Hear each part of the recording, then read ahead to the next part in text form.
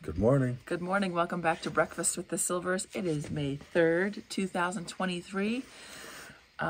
We're continuing the same theme from yesterday. So today's devotional is called A Spirit of Hunger and Thirst. Blessed are those who hunger and thirst for righteousness, for they shall be filled. Matthew 5:6. So yesterday was those who hunger and thirst, and today is a spirit of. You're in Hebrews 1, and then also in Hebrews 2.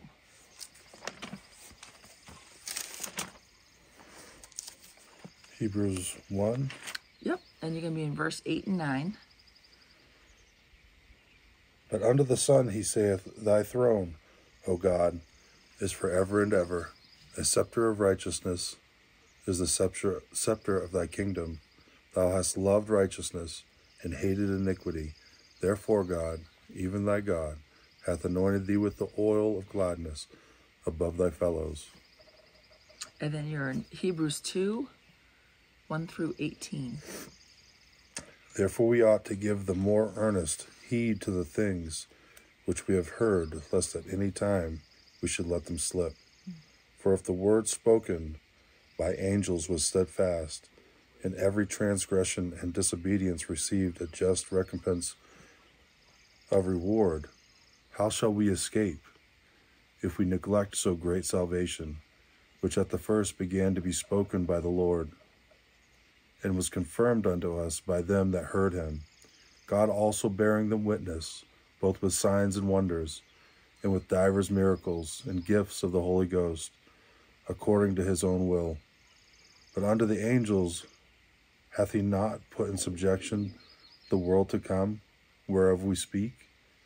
But one in a certain place testified, saying, What is man, that thou art mindful of him? Or the Son of Man, that thou visitest him? Thou madest him a little lower than the angels.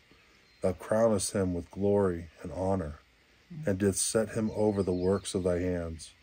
Thou hast put all things in subjection under his feet. For in that he put all in subjection under him, he left nothing that is not put under him. But now we see not yet all things put under him, but we see Jesus, who was made a little lower than the angels for the suffering of death, crowned with glory and honor, that he, by the grace of God, should taste death for every man. For it became him, for whom are all things, and by whom are all things, in bringing many sons unto glory, to make the captain of their salvation perfect through sufferings. For both he that sanctifieth and they who are sanctified are all of one. For which cause he is not ashamed to call them brethren, saying, I will declare thy name unto my brethren. In the midst of the church will I sing praise unto thee. And again I will put my trust in him. And again, behold, I and the children which God hath given me.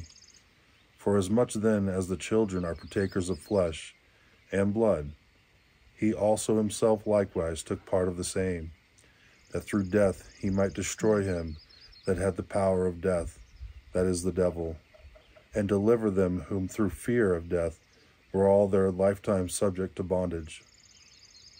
For verily he took not on him the nature of angels, but he took on him the seed of Abraham.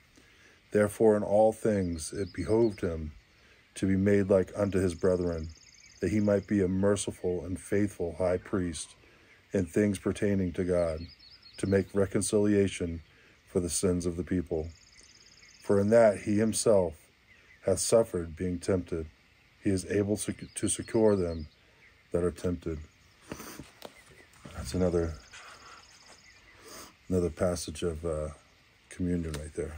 Yeah, I was actually thinking the same thing earlier. Yeah. The Beatitudes of the Spirit are truly lovely. We must emphasize that God will not fail to fill us.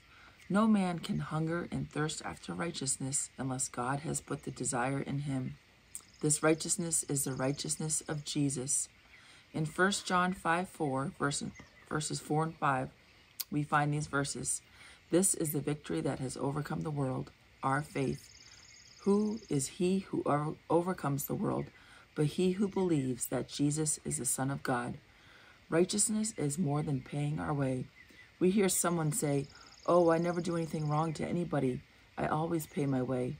This is simply life in the flesh, but there is a higher law of the Spirit of the life in Jesus Christ. Romans 8:2. I must see that Jesus is my perfect righteousness. He came by the power of God.